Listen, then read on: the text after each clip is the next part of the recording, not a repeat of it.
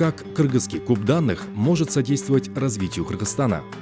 Спутниковые данные могут поддерживать, подтверждать и дополнять традиционные методы сбора данных, включая национальную статистику, данные обследований домохозяйств и переписи населения.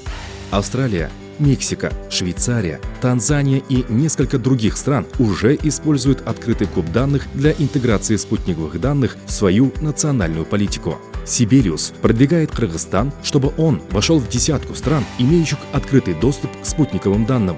Открытый куб данных способствует экономическому росту в стране, поскольку позволяет малым предприятиям и промышленности внедрять инновации и создавать новые продукты за счет более легкого доступа к спутниковым данным. Используя кыргызский куб данных, проект Сибириус создал карту распространения кустарников караганы в Сусамирской долине на основе данных спутника Sentinel-2, полученных в 2020 году.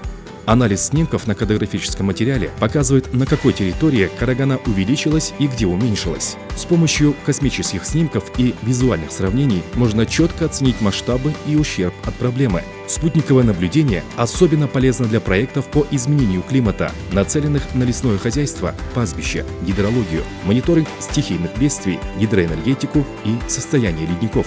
Чтобы граждане Кыргызстана лучше использовали спутниковые технологии для решения национальных задач, в том числе связанных с изменением климата, необходимо повышать квалификацию местных кадров. Проект Сибириус разработал учебный материал по использованию кыргызского куба данных на платформе Юпитер Хаб.